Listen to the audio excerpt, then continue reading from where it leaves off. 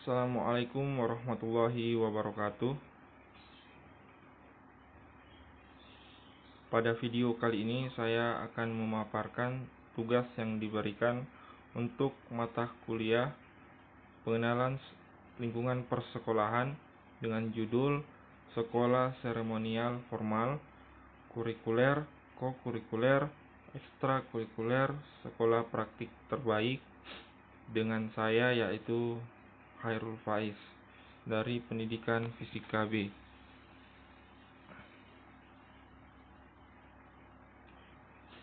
Definisi seremonial formal. Seremonial adalah artinya upacara bersifat seremoni.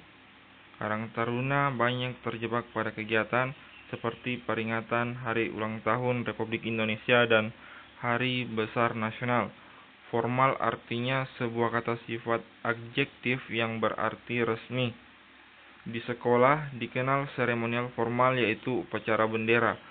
Upacara bendera setiap hari Senin merupakan kegiatan wajib yang harus dilaksanakan oleh seluruh sekolah, baik sekolah negeri maupun swasta. Kewajiban ini berdasarkan Permendikbud RI nomor 23 tahun 2015 tentang penumbuhan budi pekerti. Manfaat seremonial formal yaitu penumbuhan budi pekerti dan karakter bangsa, terutama nilai-nilai kebangsaan dan kebinekaan pada saat pengibaran bendera merah putih.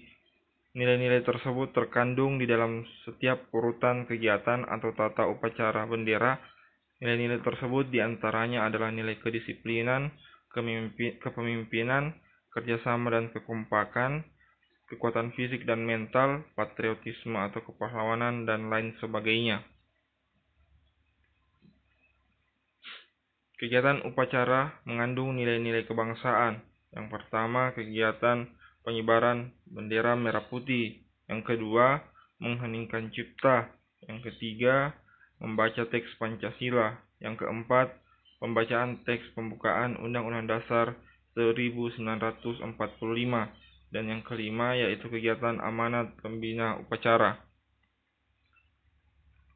Adapun pengertian kurikuler yaitu kegiatan utama persekolahan yang dilakukan dengan menggunakan alokasi waktu yang telah ditentukan dalam struktur program kegiatan. Kegiatan ini dilakukan guru dan peserta didik dalam jam-jam pelajaran setiap hari. Kegiatan kurikuler ini dilakukan untuk mencapai tujuan minimal setiap mata pelajaran atau bidang studi yang tergolong inti juga khusus. Adapun pengertian kokurikuler yaitu kegiatan di luar jam pelajaran intrakurikuler. Kegiatan kokurikuler merupakan kegiatan yang dilaksanakan di luar jadwal pelajaran sekolah yang bertujuan untuk menunjang kegiatan intrakurikuler agar siswa lebih menghayati pelajaran yang telah diberikan. Di samping itu, untuk melatih siswa agar melaksanakan tugas secara bertanggung jawab. Pengertian ekstrakurikuler menurut KBBI menjelaskan bahwa ekstrakurikuler adalah kegiatan yang berada di luar program yang tertulis di kurikulum, seperti pelatihan kepemimpinan dan pembinaan siswa. Sesuai dengan Permendikbud nomor 62 tahun 2014 dijelaskan bahwa kegiatan ekstrakurikuler adalah kegiatan kurikuler yang dilakukan oleh peserta didik di luar jam belajar. Kegiatan intrakurikuler dan kegiatan kokurikuler di bawah bimbingan dan pengawasan satuan pendidikan. Sedangkan menurut Suharsini Aka dalam Suryo Subroto, kegiatan ekstrakurikuler adalah kegiatan tambahan di luar struktur program yang pada umumnya merupakan kegiatan pilihan. Berdasarkan uraian di atas, dapat disimpulkan bahwa kegiatan ekstrakurikuler adalah kegiatan yang dilakukan di luar jam belajar guna untuk mengembangkan potensi, bakat, minat, kemampuan, kepribadian, kerjasama, dan kemandirian peserta didik secara optimal untuk mendukung tercapainya tujuan pendidikan. Adapun hal-hal yang diperhatikan dalam pelaksanaan ekstrakurikuler yaitu dalam pelaksanaan kegiatannya hendaknya bisa bermanfaat bagi siswa, baik buat masa kini maupun masa yang akan datang. Yang kedua, dalam pelaksanaan kegiatannya hendaknya tidak membebani siswa. Yang ketiga, dalam jenis kegiatannya hendaknya bisa bermanfaat bagi lingkungan sekitar, alam, industri, dan dunia usaha. Yang keempat, dalam pelaksanaannya tidak mengganggu kegiatan yang utama, yakni kegiatan intrakurikuler. Adapun tujuan dari kegiatan ekstrakurikuler yaitu berdasarkan Peraturan Menteri Pendidikan Republik Indonesia Nomor 39 Tahun 2008 tentang pembinaan kesiswaan memiliki tujuan, yaitu 1. Mengembangkan potensi siswa secara optimal dan terpadu yang meliputi bakat, minat, dan kreativitas.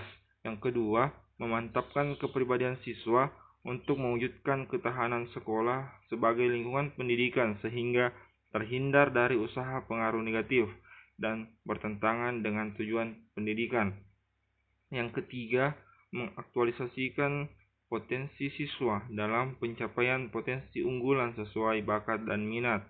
Yang keempat, menyiapkan siswa agar menjadi warga masyarakat yang berakhlak mulia, demokratis, menghormati hak-hak asasi manusia dalam rangka mewujudkan masyarakat madani. Manfaat kegiatan ekstrakurikuler yaitu siswa terlatih dalam satu organisasi, siswa terlatih dalam satu kegiatan I.O. atau event organizer.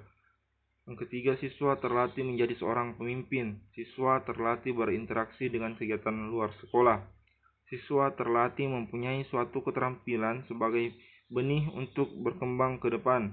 Siswa terlatih menghargai kelebihan orang lain. Siswa terlatih menghadapi tantangan yang datang. Kemudian prinsip kegiatan ekstrakurikuler menurut Oteng Sutisna, prinsip program ekstrakurikuler adalah seluruh murid, guru, dan personil administrasi hendaknya ikut serta dalam usaha meningkatkan program. Yang kedua, kerjasama dalam tim adalah fundamental. Yang ketiga, pembatasan-pembatasan untuk partisipasi hendaknya dihindarkan. Proses adalah lebih penting daripada hasil. Program hendaknya cukup komprehensif dan seimbang, dapat memenuhi kebutuhan dan minat semua siswa. Program hendaknya memperhitungkan kebutuhan khusus sekolah. Program dinilai berdasarkan sumbangannya pada nilai-nilai pendidikan di sekolah dan efisiensi pelaksanaannya. Yang kedelapan, kegiatan ini hendaknya sumber-sumber motivasi yang kaya bagi pengajaran kelas. Sebaliknya, pengajaran ini hendaknya juga menyediakan sumber motivasi yang kaya bagi kegiatan murid. Adapun kegiatan positif di sekolah yaitu pembiasaan merupakan upaya praktis dalam pendidikan dan pembinaan anak. Hasil dan pembiasaan yang dilakukan seorang pendidik adalah terciptanya suatu kebiasaan bagi anak didiknya. Pembiasaan yang dilakukan sejak dini akan membawa kegemaran dan kebiasaan tersebut menjadi semacam kebiasaan sehingga menjadi bagian tidak terpisahkan dari kepribadiannya. Contoh kegiatan positif yaitu berdoa sebelum memulai kegiatan. Kegiatan ini bertujuan untuk membiasakan peserta didik berdoa sebelum memulai segala aktivitas. Yang kedua, membaca Asmaul Husna. Kegiatan ini bertujuan untuk membiasakan peserta didik untuk berzikir mengingat nama-nama Allah. Yang ketiga, salat duha bersama, infak siswa, piket kebersihan kelas, berdoa di akhir pelajaran, salat duhur bersama-sama. Yang keempat, hormat pada bendera merah putih. Kegiatan ini bertujuan untuk menanamkan jiwa nasionalisme dan bangga sebagai bangsa pada peserta didik. Adapun kegiatan rutin yaitu kegiatan yang dilakukan secara reguler dan terus-menerus di sekolah. Yang kedua, kegiatan spontan yaitu kegiatan yang dapat dilakukan tanpa dibatasi oleh waktu, tempat, dan ruang. Yang ketiga, kegiatan terprogram yaitu kegiatan yang dilaksanakan secara bertahap, disesuaikan dengan kalender pendidikan dan jadwal yang telah ditetapkan. Yang keempat, kegiatan keteladan, yaitu kegiatan dalam bentuk perilaku sehari-hari yang dapat dijadikan contoh.